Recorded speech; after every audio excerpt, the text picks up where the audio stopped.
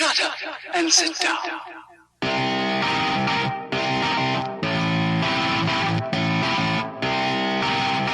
I'm not superstitious, but I am a little stitious. When I'm on my bike, I can do the things I like.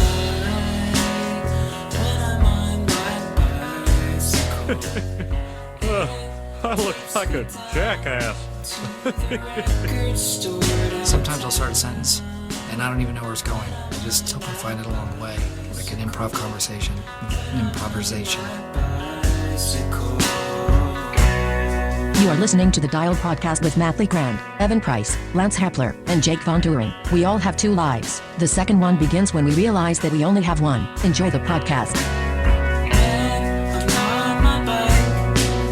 Hey, man, I'll tell you what, man, the dang old boy ain't right. Man, I'm going to talk about don't kick them dang old ass. Man, I don't take, for God's sakes, Hank. Act like an adult, man.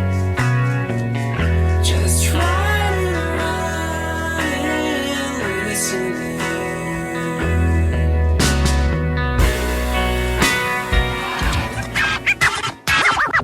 Well, you know, Bobby, I told time don't take from me, man. It don't life too short, man. You don't want to hold no grudge, man. I thought, man, you gonna let little bygones be bygones, man. Hi, and welcome back to the Dial Podcast. I'm Jake Von Turing. I'm here with Lance Hepler. Lance Grumpy Hepler. You're grumpy Here- too? Oh, No. I'm supposed to be grumpy. Did everybody have a terrible weekend? Yes. Because mine sucked. This is going to be a gripe session. Okay. I was going to call you something, but I decided not to.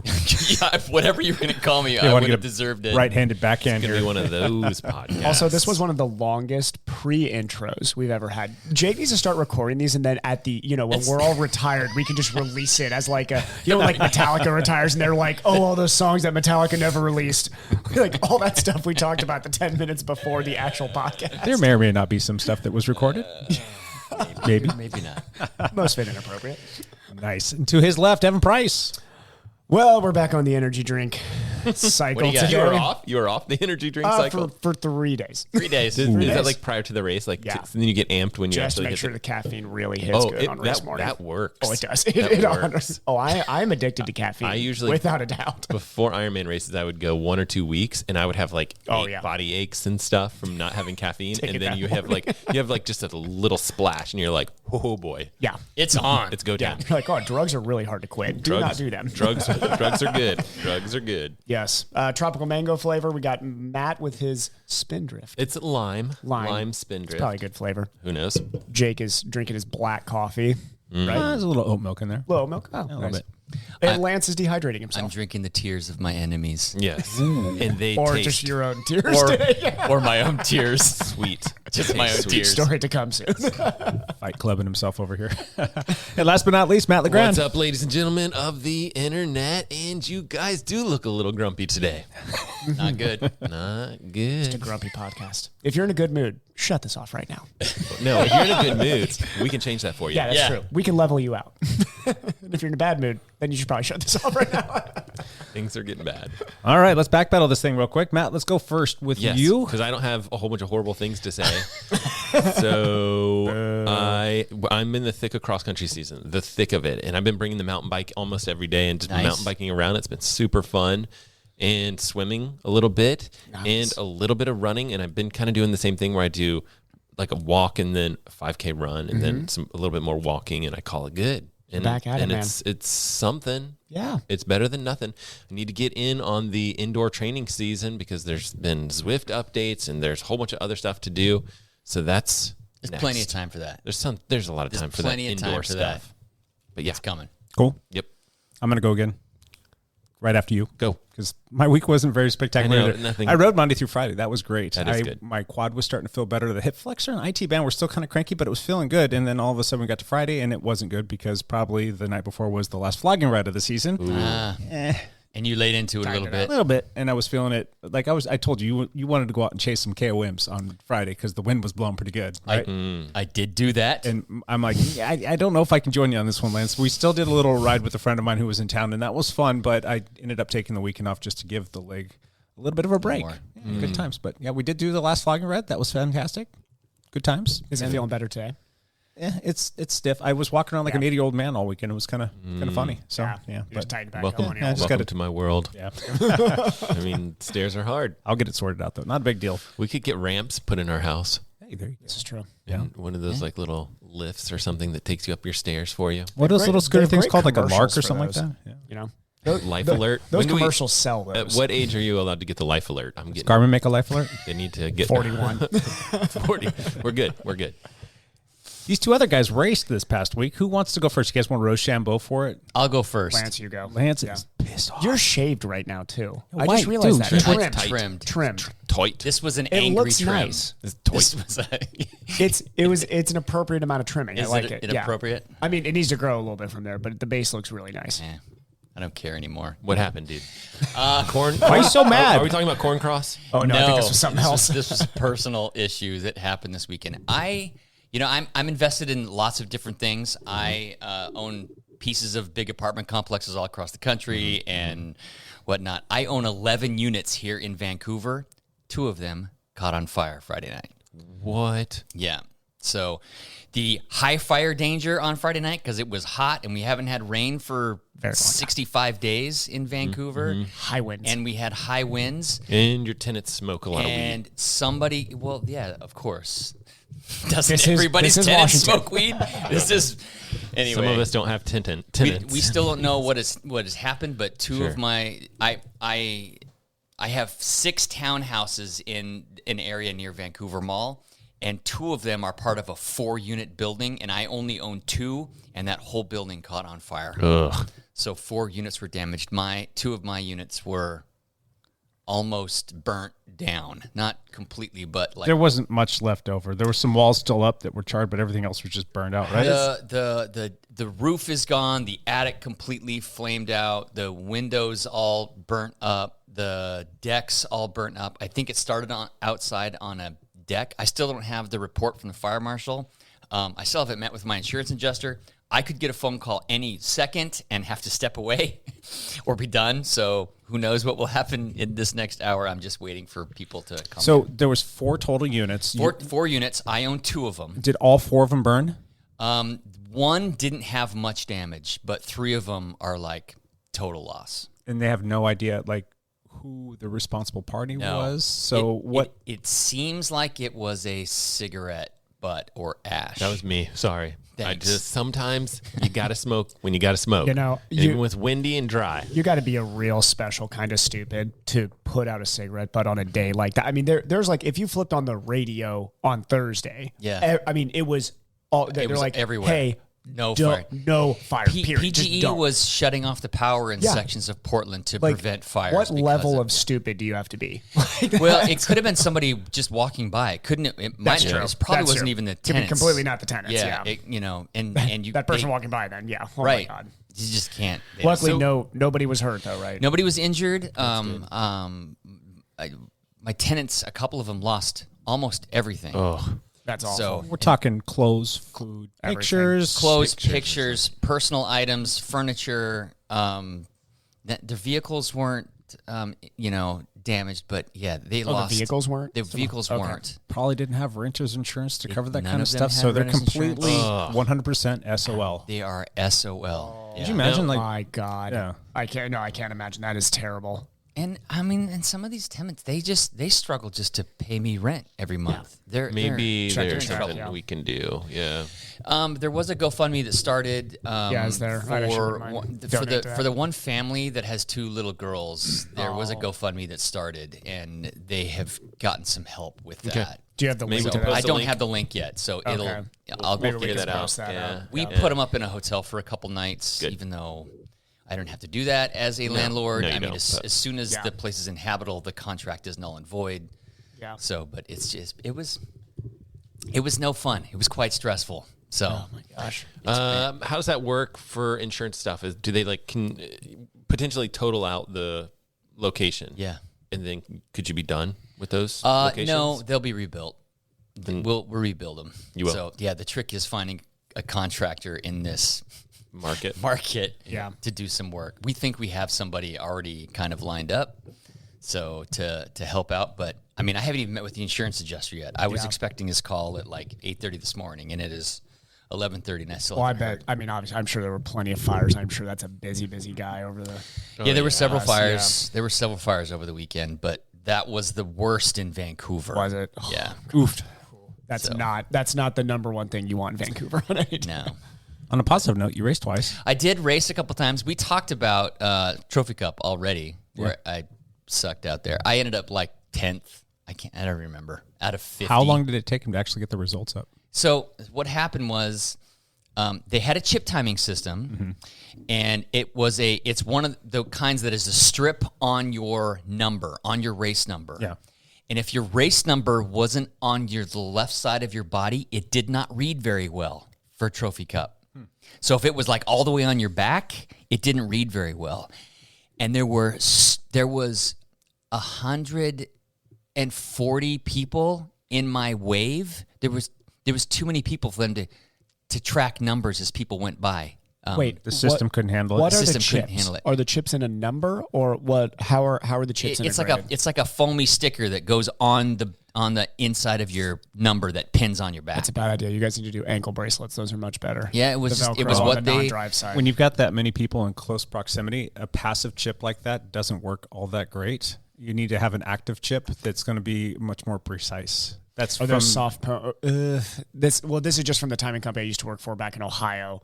The problem is though is That it was matte? 100 years ago. Is it- Everything's that's changed. True. And that's also Ohio. But is it matte on the ground? Yes. Yeah, that's the thing is the Yeah. ankle chips are closer. That's what we were finding is that the further up the ground you get from them, the Yeah, less those are accurate still it is. passive Yeah. chips though, but if you have an Yeah. active chip, it's just the way that it picks it up. You can have a mass finish, and everybody they'll pick it up very precisely, and it doesn't have Okay. a mat that's going to be reading that. So I don't Okay. know. Anyway, it doesn't That's matter. interesting. Yeah, It's still Here not and there. entirely sorted, and they didn't have enough like OBRA officials to read numbers as they went by, and there were so many people they couldn't catch everybody going by. So they tried to recreate the results. Don't they have the high speed camera running? I don't even know. Usually they have that set up at all the races, and then they But for every lap, it counts people going by every Oh, I single guess lap. that- I yeah. think they just do it for the end. that's Anyway, it painstaking took to like sit there. it took like 3 days then just to get the results out and everybody was like, "What is going on?" I mean, we were chip timed and it didn't quite work right. Need to use E8 timing. Yeah. The ankle chips, which we used on the race yesterday on Sunday, worked flawlessly. Yep. Worked great. So, but You live and learn. Yeah. Timing's tough. Timing is tough. Yeah. I mean, yeah, it's not easy, especially with those like as a race organizer. The last thing you want is whenever there's like a photo finish company. You're like, God, please, somebody break away. Just somebody like, do not make this close.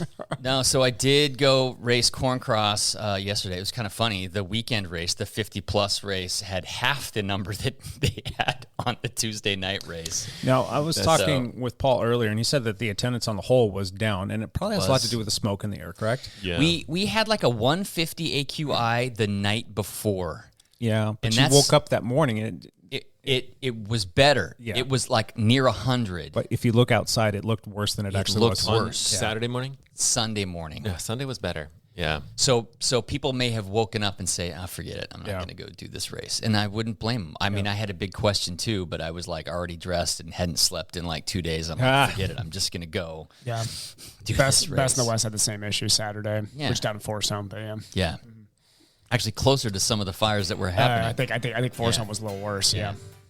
So we ended up, Little free music. Playing Sorry fire about that. music. thanks. That's sad. But yeah, I ended up doing the 50-plus race. I completely sucked. blame the AQI. I'm gonna blame the AQI. Are you having fun?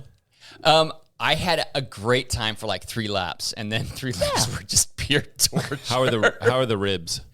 They hurt the whole they freaking really? time. Yeah, they really did. Like more than I thought. Do you know what's not going to help your ribs healing? Massive amounts of stress. No. No. No. Maybe you should take it easy. Well, it's the thing. Like just riding my bike, that doesn't bother me. But riding at like 22 miles an hour and dismounting at full speed to the run force. over 2 barriers, which I did like 8 times. It's the rotation, man. It's like I woke up this Yeah. morning and I'm like, That rotation's brutal. I can't really walk very well because Yeah. just the force. I don't run anymore. I can't run anymore. All of a sudden I'm trying to run full speed carrying a bike over 2 barriers. Stupid. What the crap? As Matt has already found out, though, is that you cranky? cyclocross Are you really cranky today? I'm not good. How's I'm not sleep? good, man. How's your sleep, man? I slept like crap. I How's have your not whoop- sleeping how's your very whoop score? well. What's My your whoop whoop- scores are terrible. This morning, what was your whoop recovery score? I think I I actually was. want to know this I think number. I was in the 50s. High Okay. stress. High stress. Tell you what, for a retired guy, 50s is bad. Oh, 34. Oh, never mind. That's terrible. It was not good. You're in the yellow zone, man. It's time to pump the brakes. You need to- Anyway, so I wasn't planning on staying out there very long because I have a lot going on, and I ended up staying all day out there at the smart. race because Yeah. I was out there with my teammates and my friends and having a good time and watching other people race. And every time I was about ready to leave, all of a sudden there was somebody that needed my help, which was I was happy to provide. You know, it's I think Nate was saying like that you had helped him with a bike switch. I did. Nate got the whole shot in his 2-3 race and was he was racing great, and he flatted like in the first like quarter lap. And so I noticed that and immediately ran to the pit to try to help him, and we were trying to repair the tire in the pit, and Jerry Pruitt ran in with his bike and said, "Nate, take my bike." And so Nate, so Were they running the same pedal? yeah, Oh, we're nice. both on SPDs. That was the first thing Jerry asked. "Are you on SPDs?" "Yep, here, take this." Yeah.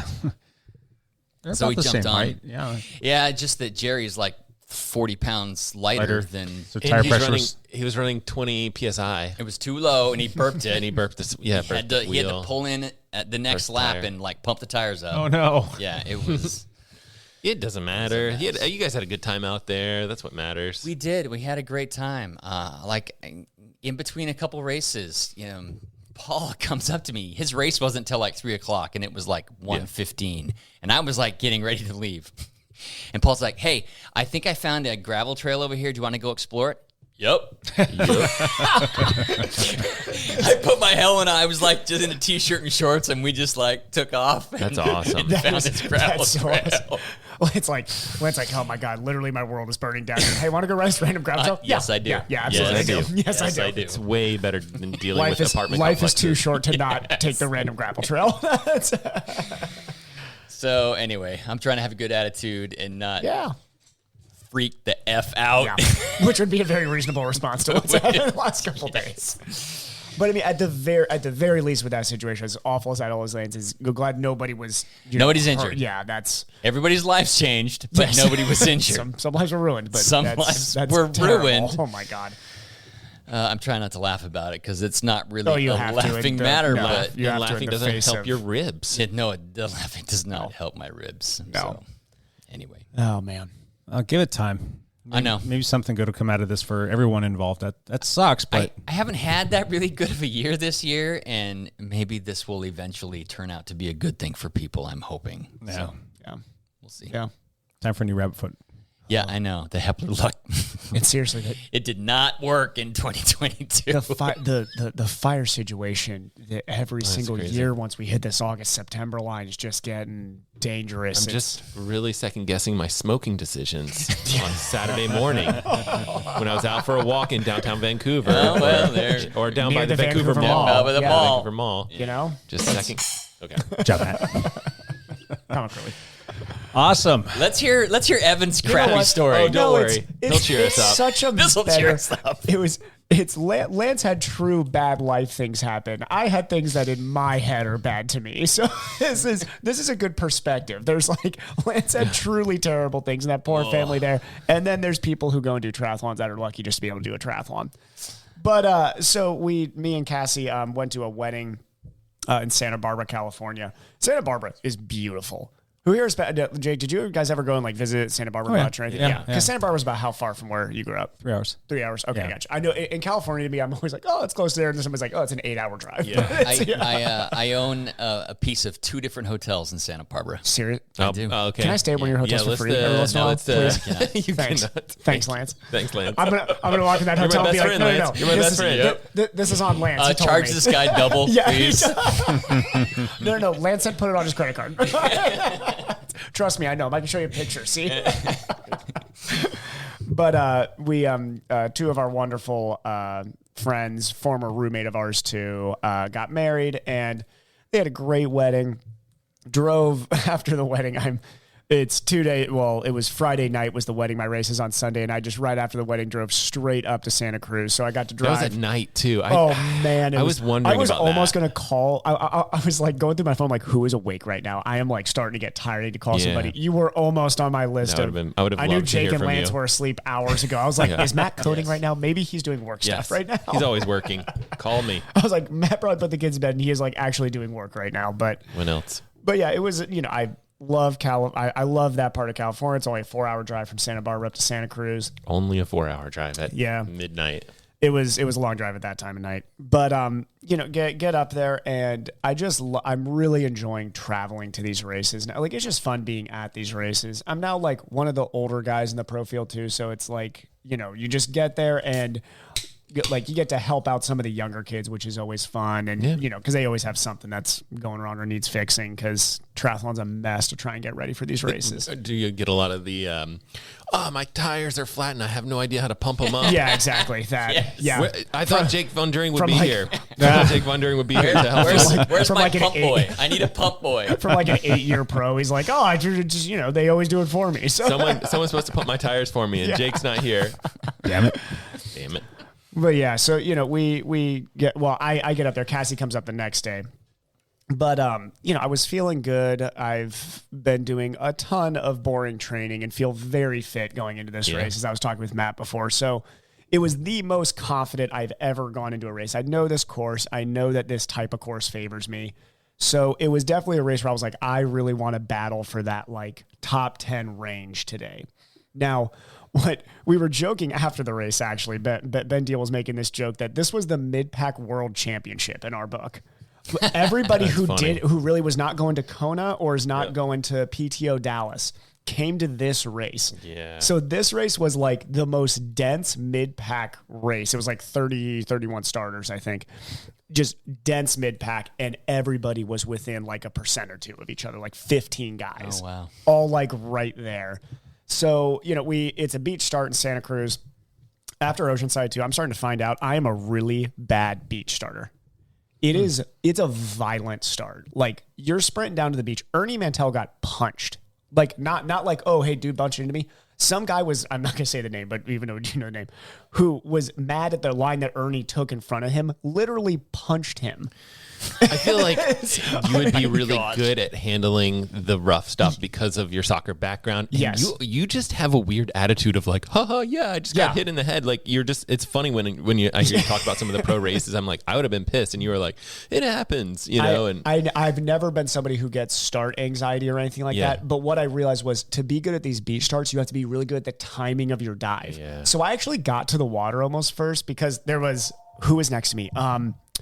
I think Matt Burton was next to me, and you, Hasio, was right next to me too.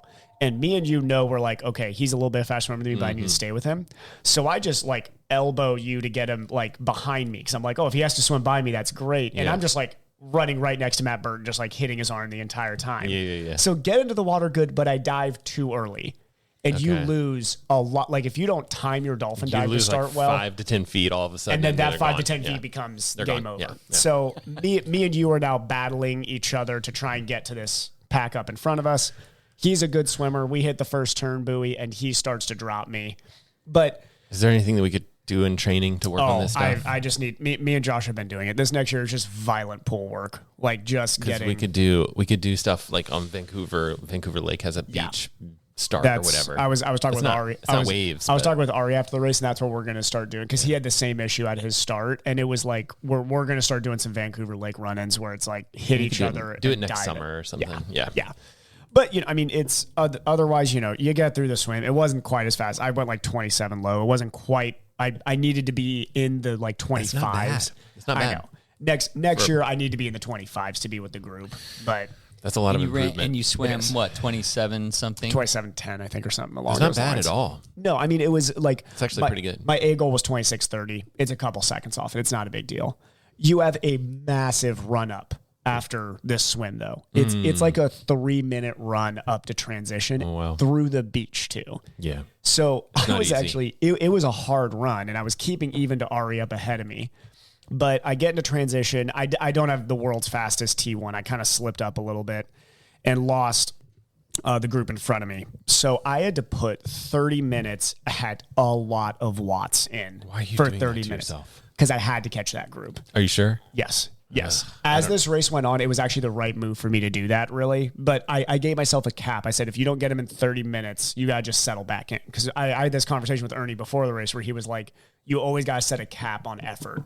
Knowing Were that you if it looking doesn't at your happen- watts? I was. Okay. I Did was. you say like I'm not going to go over 400 or something? 340 was my limit, actually. So I was Okay. trying to high cadence up the climbs, too. And you were going 330. 330. I was just 300 to 330, 300 to 330, back and forth. The way that the average, my power meter dropped out too, but we were trying to do some, I think I was in the 280s overall for the whole race. But that race is a weird power type race. Everybody's power is a little bit lower because just with the way the rollers work, your legs get just toasted because you're nothing but 350, 0, 350, 0, 3. It's just over and over. So I'm glad I've been trained the way I have, but it definitely was not a good steady power course. It was hard to pace yourself because the surges just take you out of your zones always. But I get up to the group. There's like 6 or 7 guys in this group, and I know that it's you and Ari are doing all the work on the front. So I go straight to the front, and I basically tell you in very colorful terms, we're going to drop the baggage.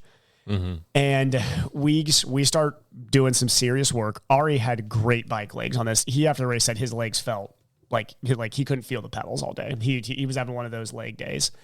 And we were putting in a lot of work. And the guys behind us, like I said, I'm not going to say names, but it's guys that did not take a single pull and were hanging in our draft the entire time, which is frustrating when you're on the front for 10 minutes putting in a lot of work and knowing that there's guys behind you doing 30% of that work. So you gets frustrated and he looks at me and says, we're going right now. And this was a little bit before the turnaround. So he just goes. And when that guy goes, he goes. Like nobody's going to stay with him. So we are bridging actually up to the chase pack, which is a group that has Ben Deal, Ernie Mantel, fast guys in this group. So we are making up time, which was very motivating as we're starting to drop some of our baggage. And Eric Lagerstrom's off the front somewhere. Yeah, Eric 'Cause Lagerstrom swim was good, I'm sure. Yeah, and T.O. was T.O. up and front. Matt Sharp are up there. So those Tim three O'Donnell. Yep, Tim O'Donnell. Yeah. T.O. His friends call him T.O. T.O. Yeah. I mean, Timmy. he's a kind of close friend of ours. Timmy was up there. So those three were like working together. Yeah, and there was I think he's German, super cyclist who went like and too low, who just set the bike course record there, I think, actually. But that Ruben Zupegnikta. Nailed it. former Nailed the pro cyclist, pronunciation. I'm pretty sure, and dude is insanely strong on a bike. But he also blew through the field on the run, so he was just a super cyclist that day. But we get like comes to the turnaround. He's really pushing well, and me and Ari decide that moment, we're like, we gotta follow this move right now. So I start pushing. Ari comes out in front of me, and Ari starts to push a little bit, and then I come by him again, and then for like 5 minutes I'm out there, and all of a sudden the motorbike comes up to me and shows me a blue card, which is a 5-minute penalty. That's a penalty for drafting. For drafting. Are there different and colored? there's only a 30-second and a 5-minute. gotcha. The yellow is 30 seconds and the blue is 5 minutes. Gotcha. There's a lot of different ways you can get this penalty. So when people like talk about there's a lot of different things that can happen that technically qualifies a 5-minute penalty. So needless to say, in that moment, the language I was, that you used was definitely I was qualifies you for a furious 5 minute. at the bike. I was so furious. Yeah. Did not cuss at the bike. Let the record show. I literally was only asking them, what is the penalty? Is all I was saying. Looked at me, put the card down, and just drove off. So I'm like, all right, that's that. So I was. It's tough getting that penalty, having been at the front for you. Yeah. I'm racking my brain. I'm like, what possibly could that have been for when you're sitting on the front for 50% of the work of a group of 6? So Ari comes by me. I am so frustrated at this point. He starts to go and I just let the gap go. The 2 guys behind us who we had dropped catch back up to me. Figures they decide not to pull. So I'm still pulling basically at this point. So at that point, I can see Ari and you are like 30 seconds up the road. And I'm like, okay, I need to get my head in the game and actually work. Like I want to still race today. So I work, I hold the gap. I think they got like 45 seconds on me at one point. And we're coming in. I got the penalty tent like right before transition. without the penalty, I would have had like the 14th bike, I think, on the day, like a really good, but like I actually biked into the group ahead of us. Yeah. So it's a long story, but basically one of the guys who was hanging on our group, we looked at his Strava, and he averaged 206 watts and went 211.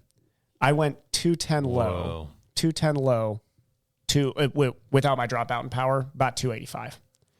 So sounds to me like you're doing too much work on the bike. It sounds to me like I need to cheat better, apparently. And then B, you failed at your cheating. Don't get those penalties. So apparently, if I just drafted, I wouldn't get a penalty. Is basically the lesson we were taught. Do that and then because apparently, if you're on the front now, you're going to get a drafting penalty if somebody's drafting you. I think they give you the penalty because I shouldn't let him draft me. Apparently, shouldn't have done that. So you came into the penalty tent, had to sit there for 5 minutes. Yes, and I never so I've always had a firm stance of I've never gotten a penalty before, but I always hated the guys who would cuss out or yell at. And I mean, you're hot in this point. Like anybody who's done like high level sports, it's anything you say in these moments is like you got to take it with a grain of salt. Yeah. But I always make sure I don't say anything because these are volunteers and they have no idea what the penalty was. They had nothing to do with it. The people in the tent. Yeah. Yes. Yes, So not there's them. just some nice lady handing out the timer. Yes. I literally They're like- got there and I just asked her how her day was going, and we talked for 5 minutes. Oh my gosh. She was such a sweet lady. Calmed me down, actually.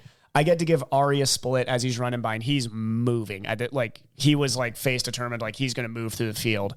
So I kind of at that point decided, I'm like, okay, we're still going to run fast. Like, Yeah. I get a 5 minute break, and I'm just going to lay fast. down a fast run. Yeah. You didn't go out too hot, did you? On the run? No, I timed it perfect. Okay. I did Nice everything work. great. So Nice work. I, get off at that point. I'm definitely off the pack I needed to be in. Start the run. And I almost nailed. I was like 5:45. I wanted to run 5:50s to start. But the way this course works out is there's a middle 2 miles that is all on sand. Oh, So it is brutal if your legs aren't feeling good. So I was holding back the whole first 5 miles because I knew this section's coming. It's like if your legs are dead, you're going to die. We call it the bluff, is what they call that. And you will die in the bluff otherwise. Matt Sharp fell apart in the bluff. Actually, that's when T.O. dropped him. But Tim O'Donnell. Tim O'Donnell. we're friends. Yeah. So I'm bummed because I felt great the whole run. I never went to the well once. Yeah, you got a 5 minute break. Yeah. Felt great. To be honest, I actually think I would have run faster without the 5 minute break because my legs got stiff in You those can 5 tell minutes. yourself that. That's I perfectly will. fine. I will. I will. Because I know what my legs are supposed to feel like coming off the bike. And that first mile was like, holy crap, I felt like I just slept on a plane for the last 3 hours. Like, that's literally what I felt like. Because we were talking. They handed out like 7 penalties that day. So all of us were talking after, and multiple of these guys cramped in the first mile coming off. Oh, no. I mean, when you're you guys know this. If I was to pull you off on a lap on cyclocross all of a sudden, and then be like, hey, dude, jump back in like to the last lap, Yeah, your you quads feel would like hate you. you. Feel Yeah. terrible. But the second half of the run felt great. I was but I'm not trying to go through numbers in my head. I would have been very much in competition for that 12th without that loss in momentum. But What was your running time? so it was 118 and change. not bad. My watch has the course we were all talking after the course is a little long. That's why like Eric runs 114 there. So the half time was like 117.10 is what I had it at. That's good. So it was a good day. And what So- about Yeah. Ari? What did Ari run? Ari ran the best run of the day, 113.30. He outran Matt Sharp. He outran Tim O'Donnell. He outran Eric Lagerstrom. He ended up 8th on the day. Wow. Yeah. Nice. Got in the money. I can't believe Ben Deal had such a good race. I guess I'm just not. Ben's back fit. He really is. It was fun talking with him after the race. Yeah, He's slowly coming back fit. So Did you see that he ran with Summers' chip? yeah, It's so yeah. funny. Summer was crushing it. His wife? Wife, yeah. Okay, yeah. His wife is also a pro triathlete, but he mixed up their chips, and then she didn't He was race or crushing whatever. the women's field. It was for a long time. For a long time, Summer was just like crushing the women's field. Yeah. It's hilarious. Yeah, but yeah, that's So did you get an answer as to So- why you got the penalty? I'll go into some detail. After the race, there was a couple guys who were really mad about their penalties. There was one guy who was causing issues out on the course and caused a couple penalties. To get into some detail, there's something called slotting in, which is Like not passing appropriately. You got it. Not So- passing the whole field. You can't. Yeah. Yeah, So- you have to basically go have to all the way to all the front. around. Yeah. So if there are 4 guys in a line and somebody from the back wants to pass and all of a sudden slots in randomly into 2 evenly spaced guys, that causes an issue. The Because guy then behind him is you drafting. do accordion. Yeah. So you got to accordion quick, and if there's a ref right there in that moment, that F's everybody there, basically. And, and the ref kind of has to not know what's going on. So Yes. they have to like come in and see at the wrong time. So Right. the problem in the sport right now is a lot of our refs, and I'll speak openly about this because they're very nice people. I talked to them after the race, and there were some guys like getting angry at him stuff. So when I went up to him, They don't want to screw up their job no, either. I No. told him, I was like, hey, like, thanks for being out here. And actually, thanks for giving penalties too, because I was just in Salem where nobody got a penalty and there was a draft monster sitting through that race. Or the age groupers. Oh, What the I'm not heck? even going to get started on Everyman Jack. Everyman Jack is a draft pack. I know why those guys never take their pro cards now. Outside of Justin Reel's a different story. The guy who won the race is legit, and he will go pro. They went 1 through 3, I think. Yeah, they did. The 2 and 3 are drafting cheaters, and I've seen them in multiple races. Oh, I'll we're call making him out all right sorts now. of friends today. Oh, I I'll call like him. it. I'll call him out right now. Podcast. Justin Reel though is absolutely legit. That guy's going to jump in the pro field next year and will be fast. Nice. But these refs, a lot of them haven't raced triathlon or definitely did not race at this level. So the problem is a lot of the penalties they were giving, which people were arguing, is the moto's coming up from behind Yep. and giving this penalty. Where's your measurement there? Yeah. It's you. There's a certain distance that you've got to know. You need to be able to see it from the side. 200 Yeah. yards back, you're telling me you can see that? Yeah, no. And then also these people who haven't raced, so they come up on a group and see a moment and don't know anything of the dynamics that was going on in that group before. So what was happening is 2 of the guys got a penalty where there was a group of 4. Actually, I think it was more. It was Deal's group, I think, and one of the guys got it, and then it was in the group that I was in before I got to them. Somebody tried to pass unsuccessfully, slots in, and they give the penalty to the guy that he slots in front of. So think about that. That makes no sense to punish the guy who is behind. I'm not even sure if that's actually the letter of the law. I think you're supposed to, the slaughter in is supposed to get the penalty. He's supposed to get the penalty for sure. And that was not what was given. So it was, the head ref was talking, there was some confusion with one of the refs who was giving what the head ref believes was incorrect penalties, actually. So there was actually even an argument between the referees. In that conversation, I decided, well, I'm not going to win this. The penalty's not getting taken away. This is, we were joking about before, it's like if they call a field goal no good, it's not like they're going to protest after and get the game changed. So there was no point. I was done. as nice as I could with that. I said, hey, appreciate that you guys are out here. This is not an easy job. I appreciate it. But I did mention one thing that I said is we need to, the pros need to have sit downs with the refs. And there needs to be an understanding both ways as to what happens in these races. Because since they have not raced them, it would be like a UCI ref who's never been a pro cyclist. You need to understand how the peloton works to be a referee. In triathlon, you need to understand how the races work to be a referee. The best example, and I'll stop talking about this, was Trip Hipple in Boulder got a drafting penalty. Trip moved through the entire field that day, had the best bike split. And he got a penalty because as he pulls up to the last group, which has been drafting each other all day, he technically, by the letter of the law, they said slingshot his way around. But if you know how the dynamics of that race work, you're not going to give Tripp the penalty because the guy literally has been by himself for 2 hours. They should literally look at the times, and if you're like the best bike split, you probably shouldn't get a penalty. No, but they make those decisions on the fly and sit in the tent in the moment. Exactly. And the problem is they need to understand this is these guys living. Yes, there's rules. There has to be a little gray room, and you've got to understand the race dynamics. There are. Have you guys seen this? There's this new Tri-Tech thing where it's basically they're kind of like little radars on the back and then on the front of other bikes, and they can measure those distances. And then they can send that information to like a tablet or something that the refs would have and be like, this person's been drafting for this amount of time. There was somebody who gave a great idea that they should have those beep as a warning. So you have 10 seconds to get out of any situation or you're in. color. Or it flashes red that you're in the zone. Exactly. Yeah. And then you got 5 seconds to get out of the zone. And what would be great about that is all the drafters, they would just get dropped from those groups now. Because, okay, it's flashing. Do I really want to risk this to get this penalty right now? Yep. Okay, no, you back out. Then that guy's putting out 310s dropping you. Yeah. Like you're getting dropped. You're not going to be able to do 209 for a 211. No. Yeah. No, because that's interesting. The man who did that's getting dropped out of our You group. would think they'll get to that point. It just depends on how technology expensive is there. There's a company Yeah. that's doing it, and they want to. The problem is does Iron Man care? Right. There's one client. You're trying to sell this technology. Right. There's only one person you can sell it to. What's Iron Man. their leverage? all of the leverage. They have 110% of the all leverage. of it. Yeah. Kind of like you with your apartment complex. You're trying to find someone contractor to build it. There's like one guy. There's only one guy available. Who am I going to choose? What should I charge you? Well, you can charge me whatever you want. How desperate are you? Good. Oh boy. But yeah, I mean, long backpedal to say, I've got a race in Augusta in 2 weeks. I am very fiery right now. My older brother's Hey, gonna be there. quit cheating. Would you, I Evan? am going to. I was joking with Ernie after the race. I was like, any group I come up to in this race, I am going to fly by them at 35 effing miles an hour, and I am not flip 'em letting the bird and be anybody on my wheel.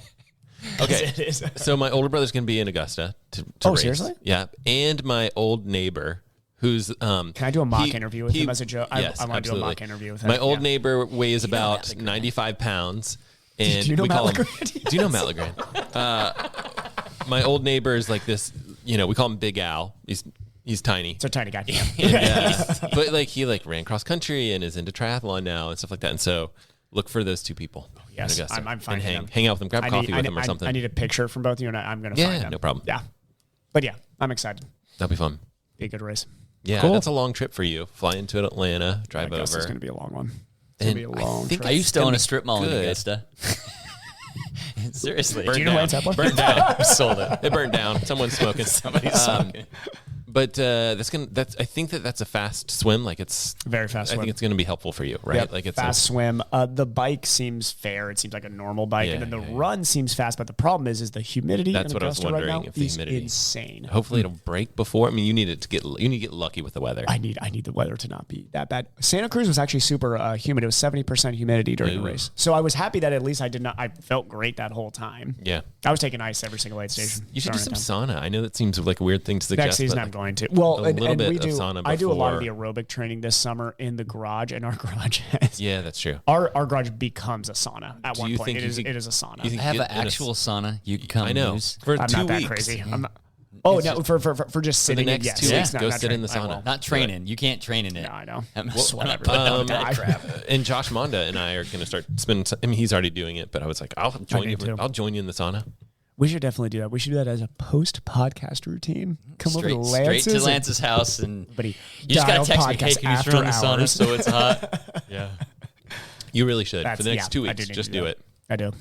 Champ here. There we I'm go. all about having Enough of that. fun. You know, get a couple Longest backpedal ever. Let's Longest move backpedal on. ever. All right. Chan Bailey, what's up, dude? Okay, there was some racing that happened. The Vuelta España. Vuelta.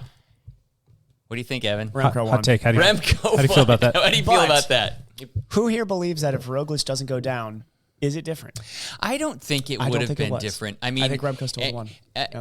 Roglic was gaining on him, but like only 20 seconds at a chunk, and it wasn't enough. And he was still like a minute and a half down, and there wasn't enough mountain stages left. Remco was still strong. It was a stage 19 or whatever. Yes. So when he won, yeah, I mean, he's still when he needed to be the strongest guy. was still He on was it. still the strongest. So do guy. you think now that he's won a Grand Tour, His first Grand Tour. do you think the he's next 22. big thing is like people are going to start looking for him for the big Tour de France? Yeah, that's but what we I talked don't about think before. he's going to win the tour. I Tade's don't- already come out and says he's relishing the opportunity to race Bring against. it. Yeah, Of He's- course. he's Like, like- bring it on, jump. I don't think he's at today and Vingegaard's level right now. I don't think he's quite there. He's that very next He could be tier. third. He's very next tier, but be on the he's podium. not those two. 22, same age as those guys. Yeah. Ish. Well, that's Roughly. his problem. Is I mean, They're all the same age. if they're going to keep on racing the tour, he has to be better than the two best guys in his Correct. generation. Yeah. He's got better drugs though. Remco for sure. Quickstep's got good drug money. They got great drug money. He needs a team. He drank this like Also, little there's bottle so that much- looked like beet juice after every single stage. Like immediately the first thing they gave him this like unlabeled bottle of mix that he sucked down. Don't be suspicious. Don't be suspicious. I think the But the whole reason team was too- drinking the same thing. There's like- the whole UAE. It's cocaine. It's liquid cocaine. every result of Remco's, there's always like something. There's always some. There's always something with Some this guy. gray. There's always some gray. Was he running his mouth after? I didn't watch any like post anything. Was he like Yeah. pretty high on himself or like I try to not follow him. chest on social pounding a little media. bit about Remco? He was thrilled. He was thrilled with He cried, himself. which was He was good. super happy. Yeah. All I saw was little clips of it. I didn't quite see it. Gotcha. Yeah. Lance has got a hot take here. He's going to go take this Oh. hot take You guys phone are gonna call. have to figure out the rest of the... Let's do this call wait. live. You mean I got to step out. Hold on. you mean Champ Bailey? Come on, should we Champ Bailey pipe has you a in here call. real quick, Lance? Awesome. Who was the other cornerback for Denver at that time?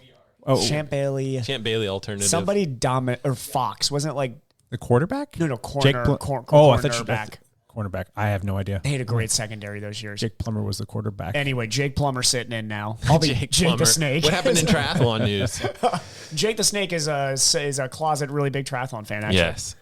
Triathlon did have some races actually. Super League is back. Yeah. In case anybody's This wondering. is second round, I think. Maddie Hauser, a former surfer, is very, very fast right that's now. cool. Yeah. Wait. This is a cycling podcast. Because now. This is Is it though? Is it today? Is it though? This is a triathlon. Is it, though? We actually need to start talking about our Kona takeover. We do. It's That's coming gonna up soon. That's gonna have to happen soon. We need coming Josh up very Amanda soon. on here. We do.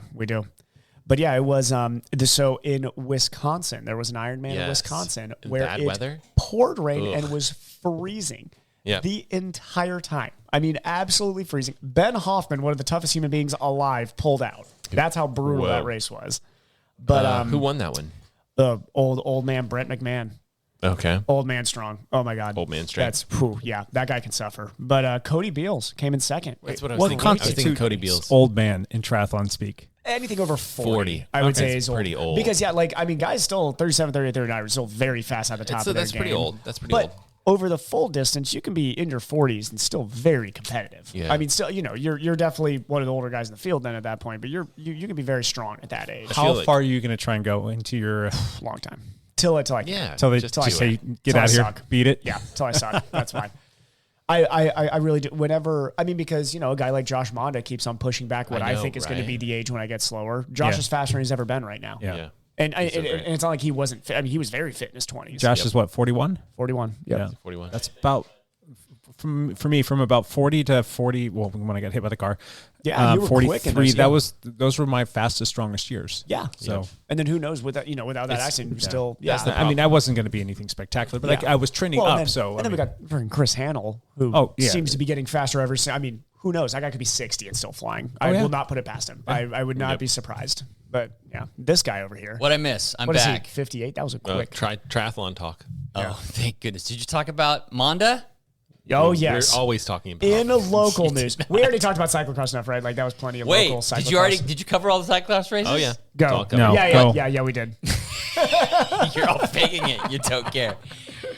There actually, we just had corn cross race. The funnest part about it was Clara Hansinger showed up to race our little Wait, local She wait. won. race. She beat all the guys. She won, right? She raced in the women's field. Yeah. Yes, and it was kind of cool. There was only like 10 girls in the women's pro field or the 1-2 field, and she started at the very back. She's like, I'm not going to start in the front row. I'm going to start in the back. I need a challenge. Did she get a call up and she declined, or did she just plant herself in the She back? just planted herself in the back. Well, she needs to work out. And after the first lap, she was where? Actually, Jenna Lingwood gave her a run for the money for like 2.5 laps. Good and job. then she just Good for rode her. away from her. So Wow. so that was kind of fun and exciting. Yeah. So actually Paul was in the P12 race, right? Paul was in the P12 race. They had Yep. a very small field, which was really sad to see. It was only like 8 Yeah, he said people. seven people. Yeah, 7 people in the P12 field. But Paul did great. He hung with the guys. I think he was 5th. Paul, what were you? 5th place. 5th place. Paul's a pro.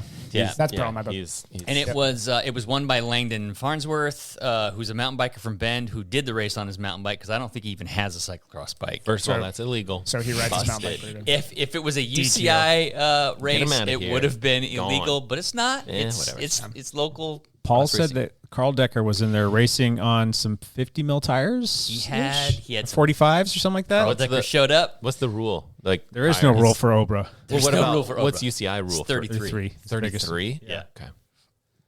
So yeah, Carl Decker showed up. Is super fun. He's 51 and he raced the pro field. Freaking Carl Decker. I love it.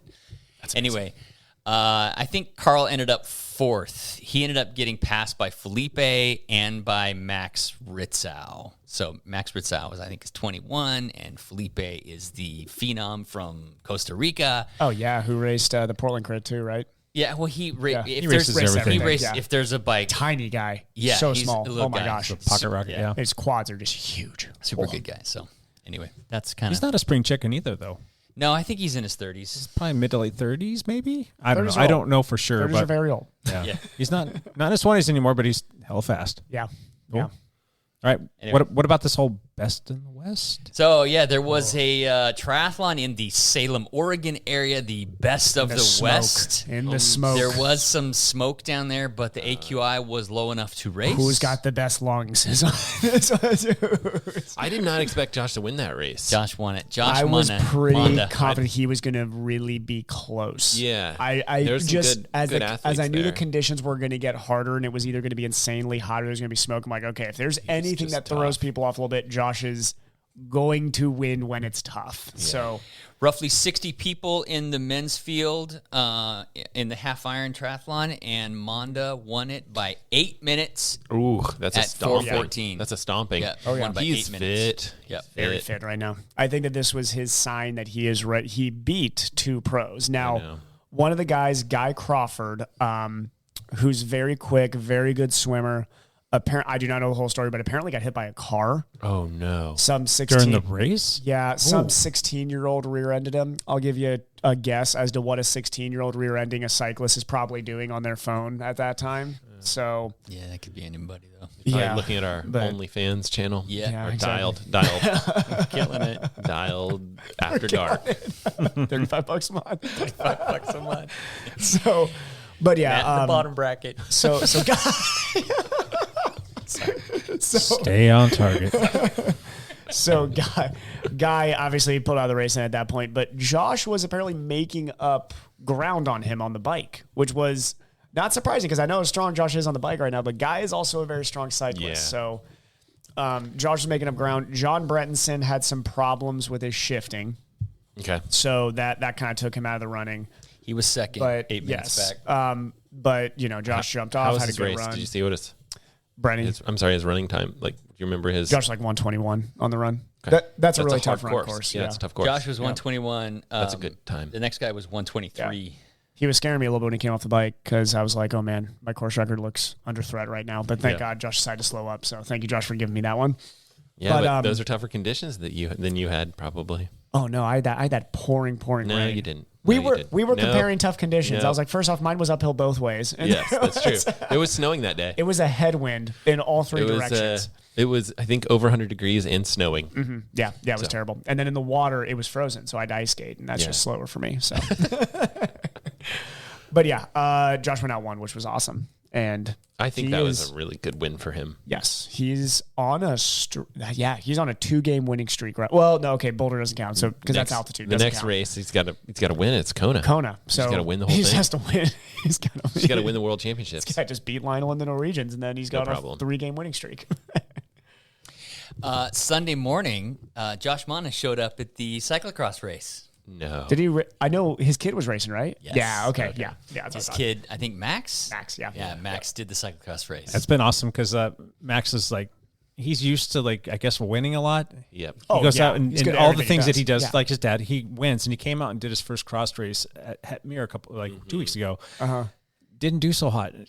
Dead last. And he did not take well to that. And he was a little frustrated, but he's come back out again and he's already chipping away and he's starting to figure it out. And it's kind of fun to awesome. watch that happen. And what's really cool is He's got a little fire in him. Josh man. has He's been got a giving me little fire. like updates during the race and whatnot. I'm usually like doing like 50 different things on the weekends, but I get like a couple text messages about like, hey, here's a picture and here's how he's doing. This is how he finished. And it just makes my day. I love seeing that and hearing That's that. awesome. Max is 9, and he's competing against all the 13 and under. Oh yeah. Yeah, so he's at the gonna bottom be of the that age youngest in bracket. everything he does for a while. Yeah. He's So, very cool. Yeah, there's a big difference between 9-year-olds and 13-year-olds. A little bit. Also, Felipe Nystrom is 40, Okay. Ancient. Old. and he's freaking So old. ripping it still. Are you going to pass me, grandson? You're not going to pass me. So, we had a 40-year-old in second and a 50-year-old in Yeah. fourth. See, no, I love seeing this though because for me, I'm like, great, I got like 20 more years to do this thing. That's And me in the 50 race just kicking the dirt and There you cussing, go. Yeah. cussing myself. What am I doing out here? This is stupid. All right, champ out. That's enough. Daily out. There's the podcast. I know, right? We have. How about a little Patreon stuff, boys? Okay. Oh yeah.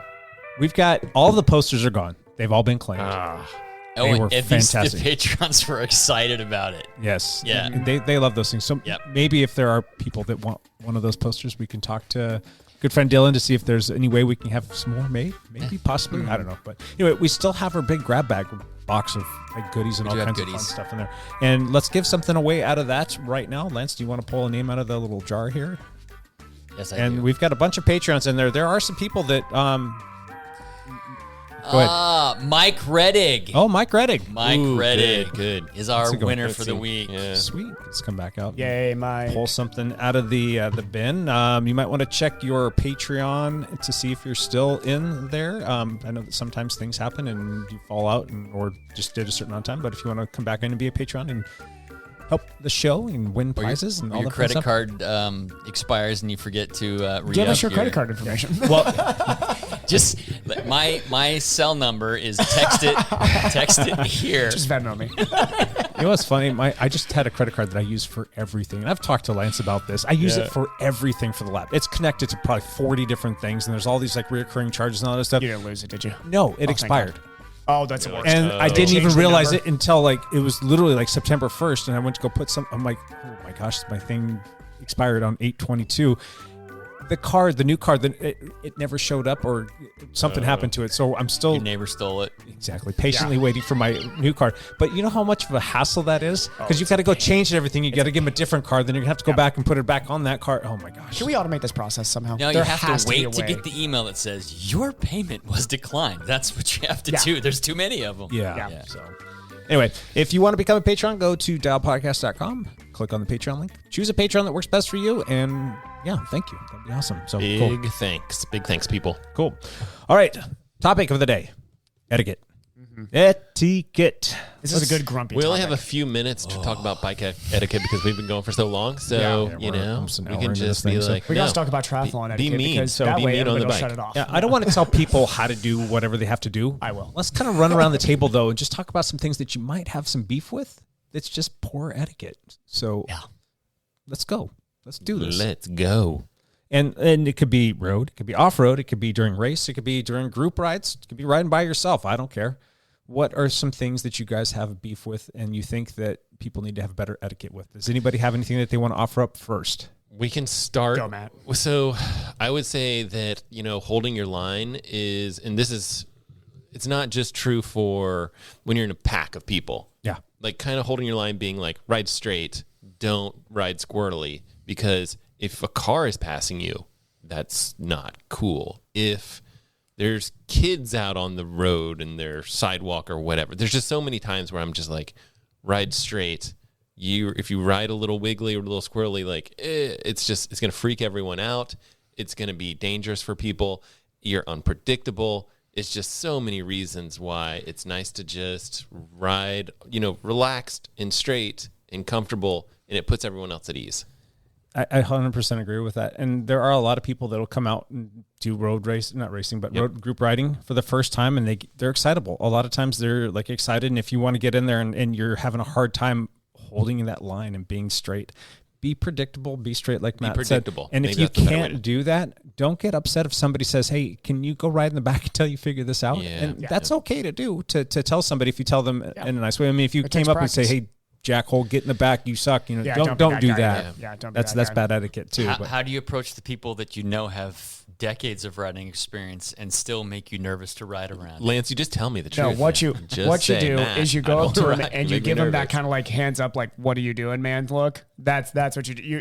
You make sure they know. Like, No, This it is depends on not if an you. easy thing to. It depends on how well you know with. the person. If you Nobody can ever roll up talked to about them, it, if yeah. I'm doing something and Lance came up like, "Hey, you did this," or "Hey, maybe consider doing that," I'm at first I'm gonna be a little taken back, but I'm like, okay, like I respect what he has to say to me, and I'm gonna take that to heart, and I'm gonna hopefully change my way. But Yeah. if it's somebody I don't know, I mean, you do need to tell them, because at the end of the day, you don't want to be kicking yourself for not saying something. All of a sudden, people went down and got hurt. yeah, absolutely. So you just gotta have a tactful. Hey, can I chat with you for a second? Can I just make a recommendation or have a suggestion for you?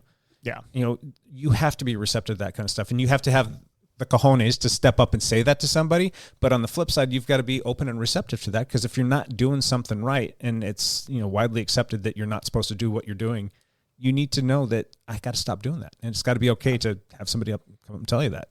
Absolutely. So, Okay. I don't know. I mean, How do you approach somebody you don't know very well? Or do you just not? I do that all the time. Or just not ride near them?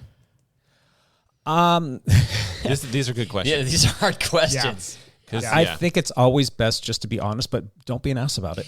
We had this situation recently. We always have this. And I don't know if I handled it right. Well, let's hear the story. No, I don't think it's a story we Okay. should really tell. I'm Can we make but up names? all we can say is Let's that pretend that's us four at the table. okay.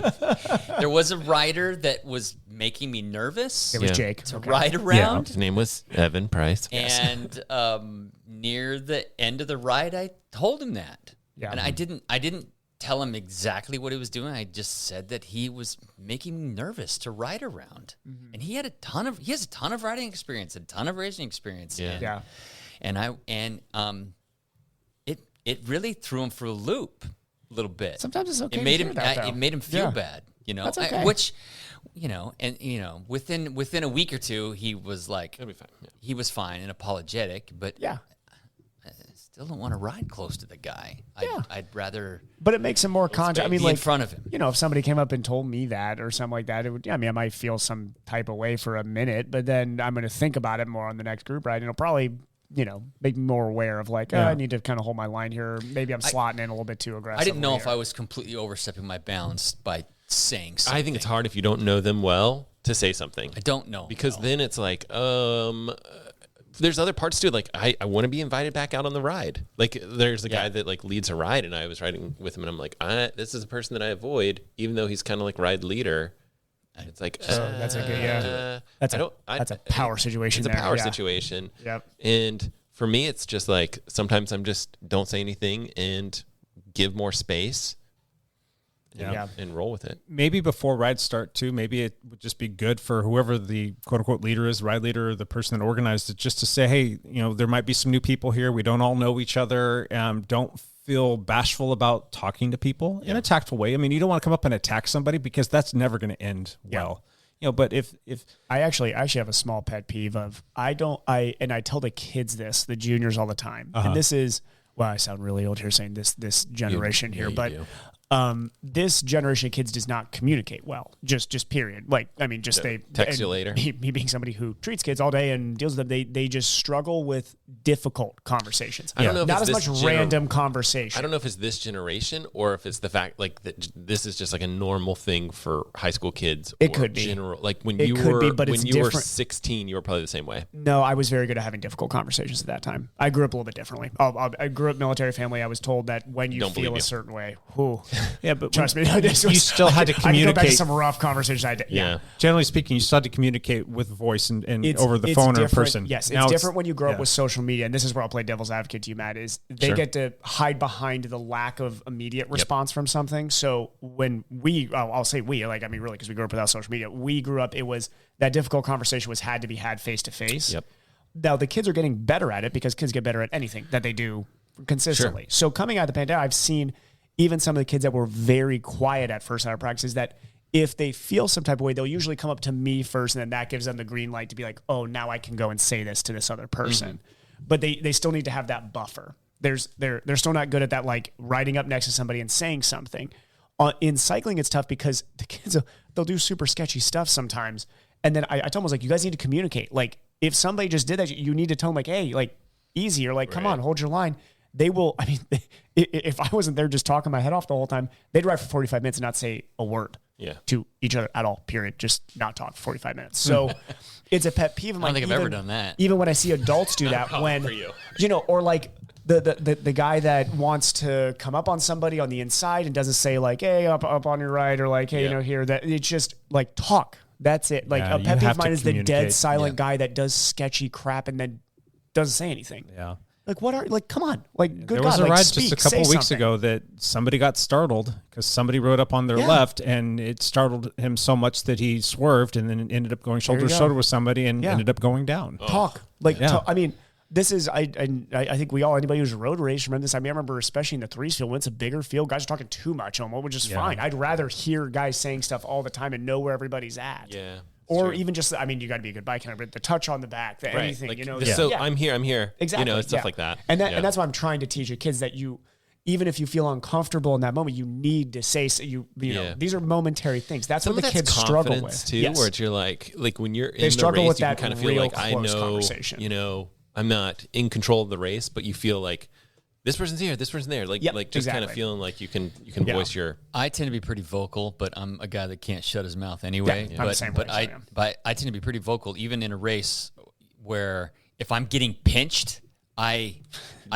make noise. Hey. You know, I make noise so they know they're That's pinching good for everybody somebody. else around you. Yes. Yeah, because if they pinch you and crash you, they might crash themselves too. So they want you to talk. And if they're going to pinch you, you're grabbing brakes, and all the people behind you that aren't expecting that. I mean, there's just a million things that. Yeah, if you don't communicate, bad things happen. Yeah. So and I try to tell the young cyclists this all the time is, if you're not communicating, something bad happens, it's your fault. Okay. So you need to be talking. Okay. If you're coming up on somebody, you better be telling them where you're coming up, unless it's if there's a different situation, obviously if you're trying to attack somebody or something. But like, if you're going into a turn, it's a wide area and you need to get to the right, you better be talking to that person, or you just caused a crash. Yeah.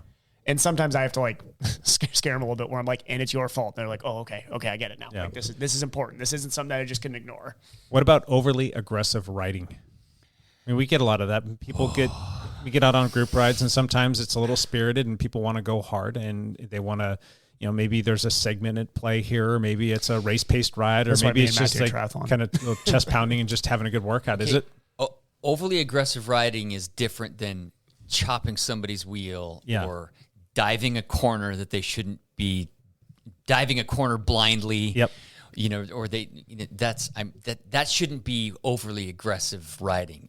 I want somebody to talk with their legs, not with because they took a chance that you weren't willing to take, or that you shouldn't be taking. Yeah. Yes, you got to know better. You just really do. I mean, you should never be running stop signs or going into blind situations where it's like you're rolling the dice with your life. But it's not just you. There could be people, because a lot of times in cycling, you're going to follow the guy in front of you. And maybe in certain situations, you're not fully thinking that through. Like maybe there's a car coming up there, and you're wanting to assume that they saw, and you're going to follow them through an intersection. But at the end of the day, you don't know for sure. And if that person's just blindly going into that, they're taking their life and the people behind them's lives into their hands because they're riding stupidly. And also the poor driver too. Like obviously never want. I mean, there are situations where it's 100% not going to be the car's fault, and you never want somebody to have killed somebody. You know, we don't need a bad reputation out on the roads at all. We don't need to be doing that kind of stuff because it's already bad enough as it is. Yeah, because I don't blame the driver if I'm driving up here and there's a stop sign, and all of a sudden out of a blind corner I see 4 cyclists come flying through and I accidentally hit one. Yeah, that driver's probably going to hate cyclists for a long time after that. Like that's not good for all of us. So, and you know, what about like racing though, in general? Let's say it's a closed course of sorts and you've got intersections that are flagged. Is it ever okay to be dive bombing a pace line or putting yourself where you want to be, but maybe there's not a spot there for you? Is that ever acceptable? I don't win crits. I don't know. I want to say racing. no, but it is a proven race strategy. Mm-hmm. And not saying that I have done that, but you see it happen all the time. Like somebody will close somebody out into a curb just so that or you ride somebody into the gutter, right? Guys are fighting after the race. Yeah, you hear that, and then you have a fight after the race, and then you get banned for 8 months. And then you're on, Instagram wants to ban you then after that. Now, is there a rule against that? Another. There's not a rule against that. I don't know what. It's like you're allowed to play chicken with somebody. Like I'm going to come in and like you can try and hit me with your front wheel on my rear wheel.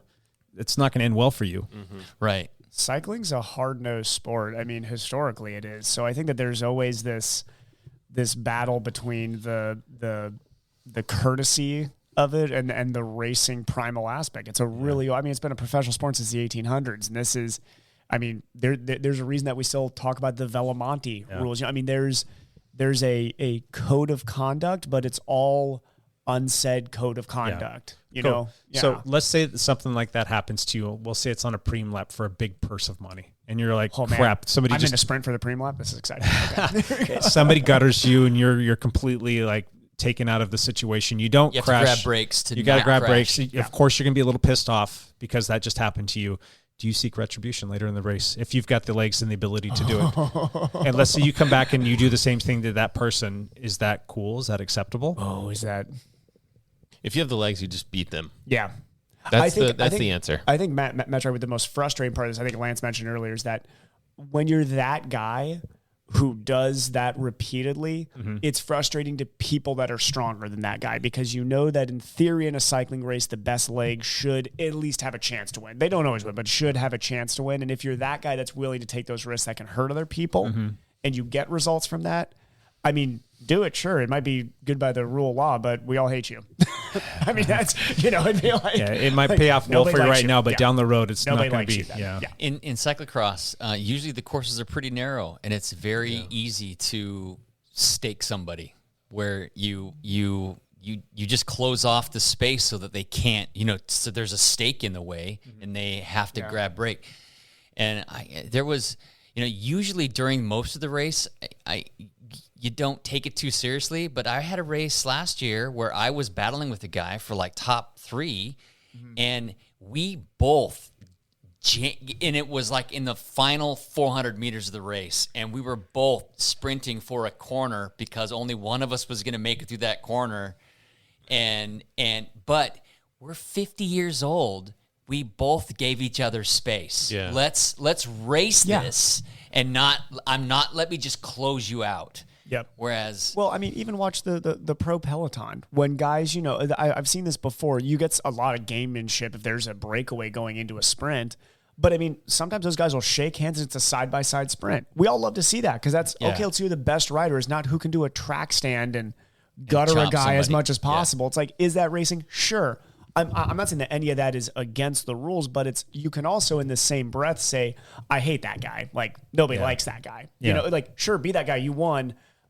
Winning is not everything. Like there's definitely like an honor to winning in some states, and nobody's gonna like that guy that does that over and over again. I'm not gonna use any names, but there is a guy in our local community who is notorious for just doing these things. Race tactics. Doing these things. Matt LeGrand. No names, Evan. He said no names. I said no names. But the man Dang gets it. results in crits. Okay. And this weekend, in that person's race, maybe it was a her. I just blew it, but Him or her, who knows? in him or her's race, there was a person directly behind this person trying to get by him, and it was funny. You could hear in different parts of the course, come on, man, get around that guy.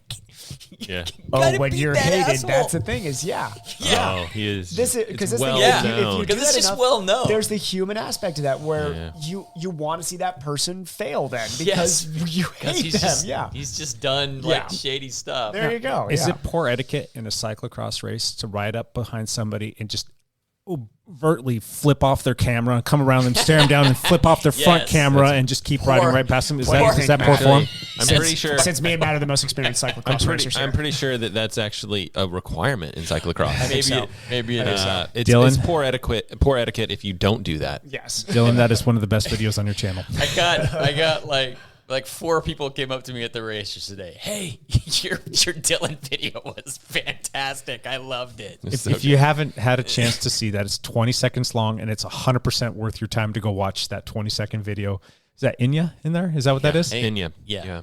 It's that the was Enya background music, and basically fantastic slow motion. Yes. That's the one. And it's me just flipping off Dylan from all the cinematic. rear all the way to the front. That's so funny.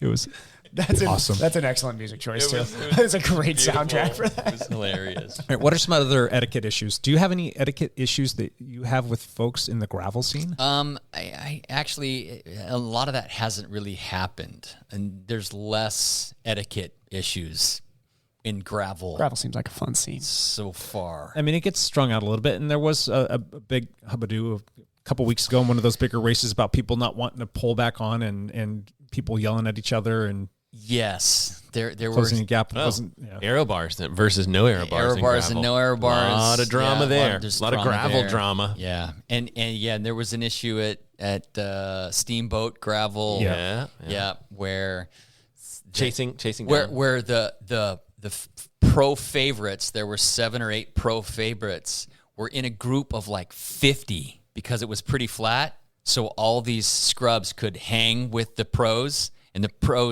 none of the scrubs. I'm saying scrubs. I would be one of the scrubs. They didn't do any work. They wouldn't do. They wouldn't take any Scrubs pulls. can't get no love. You know, I mean, there's a song about it. We can use the phrase scrubs. Yeah, that's fair. They wouldn't do any work, and finally, Keegan Swenson costed all of them and just rode off the front. Yeah. Because they wouldn't. It wasn't like they wouldn't like roll to the front and like just roll out of the way. Just you know, take a 3-second pull and roll out of the way. Yeah. They wouldn't even go to the front. Do we all just hate those people? I mean, like really, it's like, dude, what you're racing, like. Cool Really? if you get a result, but if you sit there and do nothing all day, okay, you got your one result. You're not going to beat No, Payson nobody- McKelvin. No. and Keegan. I would That's the other thing love is nothing more than to have that opportunity, and just to say I pulled those guys for 30. Swenson, I'd be like, I'll shell myself for 10 minutes. How for Keegan, far do you want me to go? I'll go as long as I can. How many watts do you want? It's You like, tell I'm me, winning and this race, I'll of course. explode and I'll finish this race. But I'll yeah, go take a nap under a tree for half an hour Yeah. before I finish and the then race. ride in with the fun crew, and then have a story for the rest of my life. but that how many of Keegan- those people do you think were scared? Like, oh my God, I don't want to get up here. I don't want to get in their way. I don't want to. That's probably more what it was. They were all scared. I for sure. doubt that. Are you Think sure? They were like, we're I along for the doubt ride. that. I think they were like, Oh, I I have get never like- been 90 miles into race, and I'm still with these guys. Yeah. I get I'm a still top with these 20 guys. now. I'm not going to do any work at all. I'm not doing anything. sit. These guys have to do it, so I'm just going to stay. I'm going to try to stay off. But you're the not back. going to ever beat these guys, and I would love nothing more than to have that opportunity to go sit at the front and then have those guys come up and see you after the race and say, Thanks, bud. "Dude, thank you." I'm That way would- more. I'm way more of your yeah. mindset, Jake. Where I like, even in my head, if I was like, man, I could maybe get 8th today. Yeah. But if I had the chance to really like pull and work hard at the end of that race, I would. And Yeah. this is But it makes you wonder, was it okay? So Steamboat Gravel wasn't part of the Lifetime Fitness, so maybe it wasn't a lot of those guys in that Grand Prix. And I don't know. Yeah, but Yeah. Keegan just said, good on him. Screw you guys.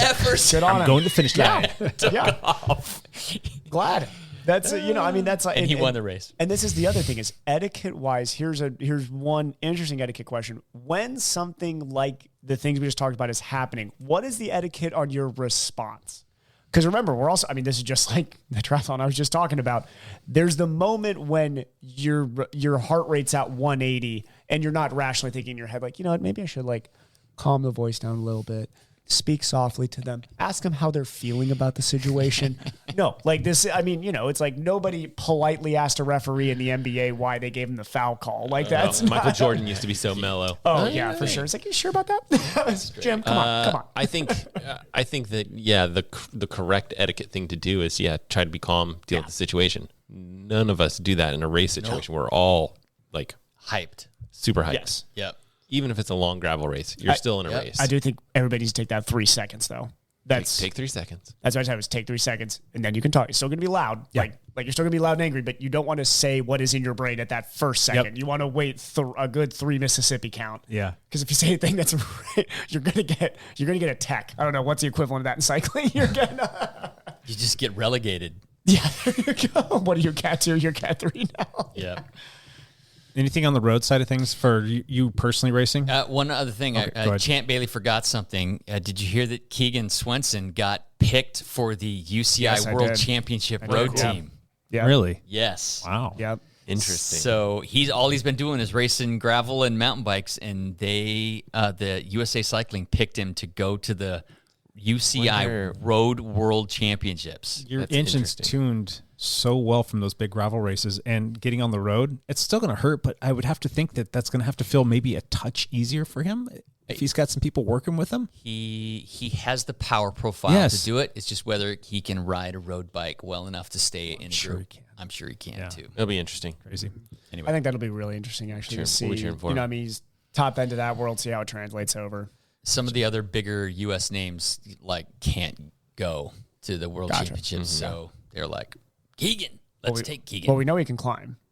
Yeah. He's definitely proved he can climb. So yeah, I think he'll be okay there. All right, going back to the road stuff. Do you guys have anything on the road that we're maybe missing? You know, there's little things like maintain your bike, which is a couple things. There's a couple parts to that, right? Like if you're, you know, we've talked about this in the podcast before. If your tires are super, super thin and you keep patching them, and your friends are waiting for you all the time, and they're the ones that are giving you tubes because you didn't bring anything. Yeah, it's probably crossing the line on the etiquette side of things. The other small part of that is, and I'm guilty of this, of just like, oh, your bike is really loud. Thank you for that, for this 5-hour ride that we're doing together. Right. Because your bike is going to squeak the whole time, and that's not that much fun. So I take care of some of my bikes really well. no, it's just, One like I said, of I'm them guilty I of have had to this. clean more because I did go on a ride recently. I was like, oh my God, this thing's loud. And I was like embarrassed. I felt shame. There's a lot of I just see shame. Matt just like, shame. No, I mean, I am guilty as anyone of all of those infractions. But you're right, that is very That doesn't obnoxious. mean that, you know, we shouldn't call it out on a particular podcast where we're talking about bike etiquette. Absolutely. I've been in group rides where I'm climbing and my bottom bracket is and I'm just like this. Sorry guys. Sorry. Sorry. Sorry over there. Do you want me to drop off the back? Oh, I'm dropping off the back anyway. I'll leave. I'm sorry. It's the equivalent of like farting in public. Right. It's like if you get onto a subway and you just had like a lot lot of dairy and you're farting, you're just like, I'm sorry, everybody. Sorry, guys. I'll go over here and hide. I'm sorry. Go Same by idea. myself. I'll be by myself. You know, one thing, and this may be controversial, I do not like it when cyclists scream at motorists, even if the motorists are I agree. in the wrong, because I don't think anything really good comes from the screaming. When you're screaming at a person with a 4,000-pound vehicle. You're the telling me that the exception guy in the of- Ford F-150, if I scream that I hate him at him, he's not going to be like, maybe I shouldn't cut off cyclists next time. I will say, with the exception of the fact that, like, if somebody car doesn't is, like, see you is rolling into you, or when, like, just making noise to be heard. Correct. Like, I am here. Don't kill me. But rolling up to the stop sign and like banging on the window and screaming at them for being stupid. Now it's easy to lose your head and do that at the stoplight. that's not good. But I just think it's better to take the high road in that situation. Well, and sometimes, though, it's okay to say, hey, can you roll down your window for a second? Hey, just want to let you know this happened. Did you realize this happened? Or something along those lines. And just kind of like creating a dialogue just to plant that seed of like, oh, crap, I really do need to pay attention. I need to get off my phone or whatever. Well, most of the time that I think of those situations happening, it's like because the car already rolled the window down and yelled at you. Yeah. And then you roll up to the stop sign and it's like, and we're going to have a conversation. Well, It's it's gonna that. be But a- I'm it's talking gonna about be a more of like hot something topic. happened. Like, something like they did something dangerous and they need to Exactly. be aware. yeah. Yeah. I think that's more rare.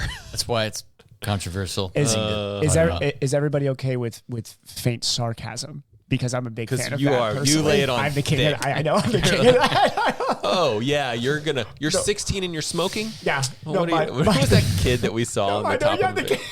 You're like, you're 16 and you're smoking? Yeah, go talk to your parents, buddy. Yeah, Like, I don't remember what you said. It was Making something good like decisions. very, I'm very full- snarky. I'm full of very snarky punk comments, but I will also go very if I have somebody cut me off and we come up at the stop sign and then we lock eyes.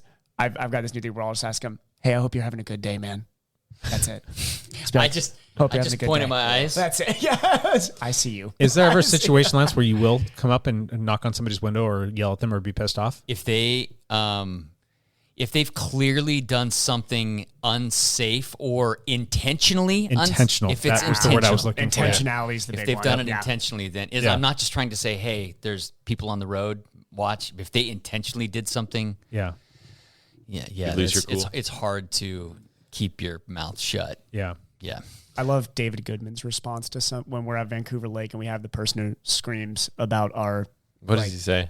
Oh, I mean, the things we get yelled at Vancouver Lake are Yeah, hilarious. Vancouver Lake oh, is so man. bad. I don't know what I is don't know about what that. it is I mean, about the they're place. like, I want your mother to die painfully. Like, really, man? Wow, you are angry. And David was just like, have a nice day. that's real. Yeah, I love it. So we both adopted that now. Whenever anybody like yells something, they'll just kind of look at you with that moment where they're like, I want you to say something back to me. And you'd be like, I hope you're having a good day. And that's... If you're blowing somebody a kiss.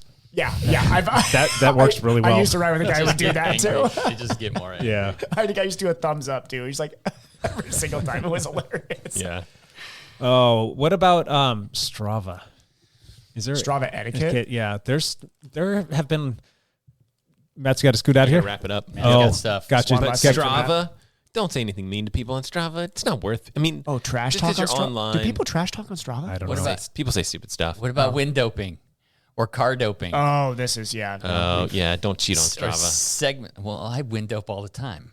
Sometimes that's just Yeah, how that's you're going to true. get Wind, that signal. wind dope is fine. That's fair game. Yeah, like no, 'cause- if you look at some of the Because you have to put an records, it's effort just to do like that. Car doping's different because Car doping's different. I don't think wind doping is a rule. Actual doping's fine. Actual doping's fine. Are you guys? But like, if you think about like, whenever I ride in Sacramento, there's just like nothing but farmland out there. All of those KOMs are wind. They're all wind Oh, dating. yeah. You can't even get in the top 10 without like a just 20-mile-an-hour wind. What about long lead outs?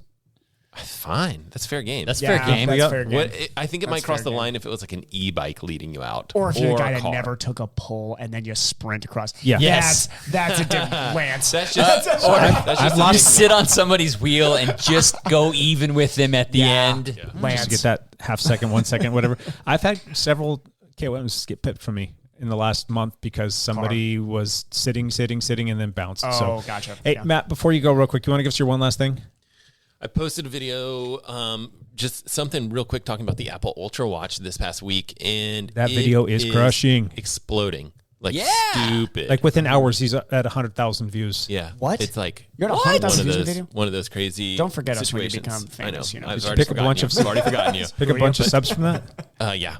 Wow. Like a whole bunch. And job, so man. yeah, it's When are we going to have our next YouTube party? Remember when you had 1,000 subscribers? we'll do it. Yeah. I don't know. We'll just pick a number and we'll just like look at the thing like right before we decide to have a party and we'll be like, and we're celebrating Yeah. something. 12,000. 12,000. Yeah. I'm really intrigued by that watch, by the way. Right? Yeah. Well, I'll get it and you can borrow Good it. title, by the way. Your Yeah. title nailed it. I think Yeah. that's the thing is You're like, getting better so- at the titles. So it's so the title is did the Apple Ultra Watch just kill Garmin? Yeah. Which is kind of like there's probably 30 other people that thought of the same title. yeah. Because that's kind of what you think of when But you you see did it this first. watch.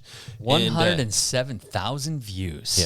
yeah, that's big for me because if In you a think, day. in a day. Yeah. Oh my God. Right? So man's hitting it big. That video is definitely it's stupid. It's ridiculous. So it'll by far it's something like I would say like 80 times like normal volume. I mean, it's so crazy. Yeah, that's why Matt's got to jet out of here. He's Well, gonna yeah, go 'cause- have lunch with Tim 'cause I- Cook. Yeah, I got to lunch with Tim Because Cook. I thought that Ari video was crushing it, and then I just saw the views, and then I was Yeah. like, "Did Matt just hit it? Like, is he? No, that- is Matt big now? No, Did I'm it not happen? big. It just happened to be that this is a topic that people are searching for, and the title is somewhat controversial. Yeah. and people are cranky about it. They're like, "No, this is the dumbest title ever," and I'm like, "Yeah, you clicked on it, didn't you? You clicked on But it worked. Clicked on the Clickbait, video, mofo. Click that and like you button. and you commented. Like, what's even Subscribe. better? They Like, comment, commented and on the subscribe. video. Yeah, so whatever. I mean, I think people that watch the video and actually watch it will be like, okay, yeah, this, it's not that much clickbait. Like, it's controversial title for sure. But like, that's the question that I talk about in the video. Go over all the details of the particular watch. I kind of made the video quickly on a whim because I was getting a ton of questions about this particular watch, as you would, right? Yeah. But no one has it in hand yet. Yep. So Not for another few weeks. mine's scheduled to be here at like the end of October, which kind of stinks. What's the battery life on the bigger one that they just came out with? It's 36 hours. 36 instead of 18 hours. Yeah. So Still. I mean, the watch you're wearing is the Epix, right? Yeah. It's a week. You're probably charging it about once a week. I have it set up for it's 6 days with everything that I have running on it. And Yeah. I just trickle charge it all the time. I've bad. made this comment to you before. I just put it on the charger when I take a shower, and it's always at like 5 or 6 days. You could technically do that with the Apple Watch because it charges fast. Sure. So there's that. But like, I also think that if you go for a 6-hour ride, which I don't know, it's just it's tough to call it an ultra when ultra runners can't use it. Right. So I don't know. That's my thought on it. But it's better. early, and I'm excited to review it because the views, baby. You didn't get invited it's all to about the them views. release event like Doing it for the view. like I Des talked Fit? to Yeah. Des Raymond. and DC Raymond. I was like, hey guys, can I come be your cameraman? And they were like, I don't. Weird. It's the first time that they've gotten invited to anything Apple. So Huh. Cool. we'll see. All right. Well, Catch you later. awesome. right. Yep. Thank you, sir. Thank you, Matt. Yep. See you, Matt. Love you, See you, brothers. buddy. Have fun with the kids. Oh yeah, we will. Guys, is there any other etiquette stuff you want to chat about? Do we finish up the Strava talk? Is it cool to sit on a wheel and like, let's say a segment's like 2 minutes long and then happens your all normalized the time. power for that is like 195 and then all of a sudden you pip somebody at the end because you sat on wheels. Is But that this cool? is more like like buddy to buddy things where it's like you just like slap your buddy across the face and you're like you're a D word, I hate you. Honestly, and then you get over it 5 minutes later. I don't care unless there's the big unless or big but. If you go out and start chest pounding, like check out my KOM. Yeah, that's where I'm like, all right. It's always the response after that matters. It's gonna happen. I mean, we've all had those times. Now I'll tell you what, who would kill you if you did that to him? If anybody ever did that to Guy Van, oh yeah, you're not. He's not letting you touch his wheel again forever because that man lives on Strava, and the Strava results he gets are deserved. So that They're is legit. Yes. Of everybody to ever do Strava as like ethically as possible, I think Guy Van tops the list. So maybe him and Phil Guyman, I think, are the two. Right. I still say that Strava needs to have, an option where you can go and excuse yourself from a result, but not have to delete or trim or crop your ride. If you could go in there and like. Maybe it's just a stupid windy day, or maybe there's like a fleet of semi trucks coming by you and you're hauling butt and you're not drafting anybody. Yeah. That legitimately happens. I've had it happen to me before. Well, they do that in, track and field. The 100-meter is, literally a record can be disbanded because of a certain wind assistance. They're just long jump, 200, 100, hurdles. Oh, yeah. All of those can be wind aided. Yeah. So if you just had a button on there, you say, I got the KOM on this, but let's take that off. Don't keep me in that list. Yeah. So I don't agree. know, that's just my 2 cents. But also, all my running KOMs always get taken away by people on bikes. They forget. Oh my God. Somebody going 2 minutes, 30 seconds per mile for 2 miles. I'm like, no. Well, I mean, quite frequently there's a GPS anomaly. Yeah. People forget to turn it off in the car too. Or they forget to turn it off. That's more likely what happens. Yeah. And I mean, it's like, as long as you just flag it right away. And some people, I understand, like, don't care about Strava like we do. So they'd see that result and be like, what's a KOM? Yeah, Why? cares? Like, Right. who cares? And we're like, no, man, we care. we care so much. I bled over that. Like, my entire life existence matters here. It's like, dude, It's the only thing going for me. I'm just trying to commute to work, man. all right, let's put a pin in that and save it for another day. I'm sure etiquette talk can come up at another time. There's always etiquette things that are out there, and we'll talk about them. So let's jump into one last thing. Matt, go. Oh, okay. Already did. Gone. Moving Apple on. Watch. Apple Ultra Watch. Apple Ultra Watch. Watch Matt Legrand's Like and YouTube. subscribe, pound that before thing. he's too big, and then he'll just start blocking your views. Evan, you got one last thing? Yep. I am leaving for Augusta next Thursday.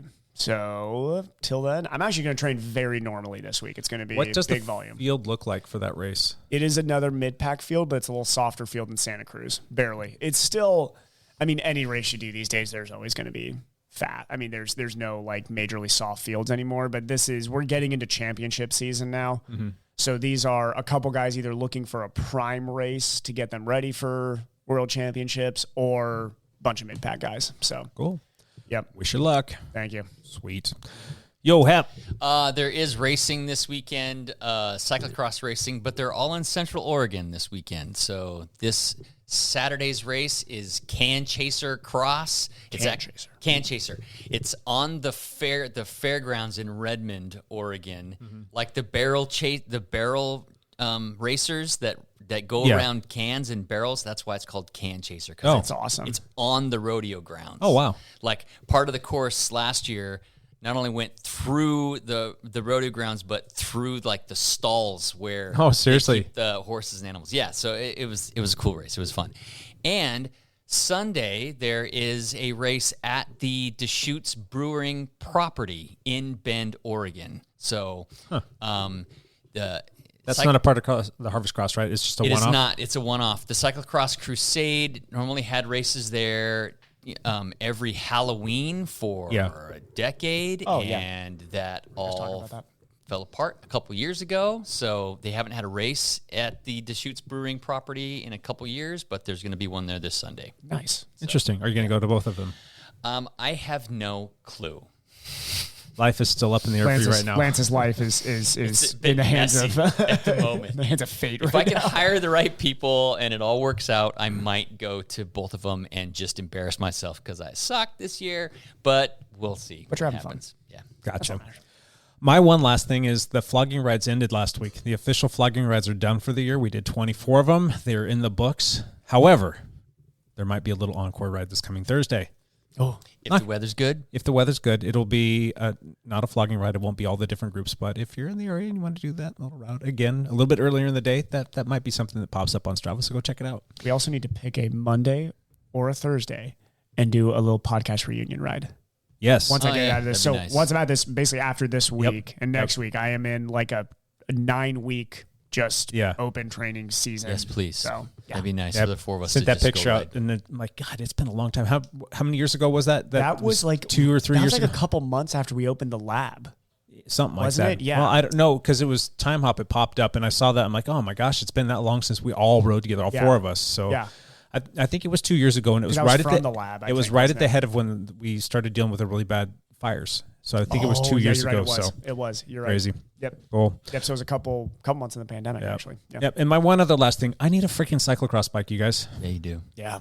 And I need to get my legs sorted out, but shop. It's really not a huge problem. It's just something I got to get worked out if I want to go do this. So anyway, well, I do. Yeah, I know a shop and I know manufacturers and I know people. Nobody has any bikes. They still don't have any. So working on it. Cool. All right. We are done. It's kind of long, an hour and 35-ish, something like that. So thank you for sticking around for the whole thing. Talk about ourselves. There you go. We're really good at it. Hey, what makes us angry? We'll be back next week with another one. And until then, bye for now.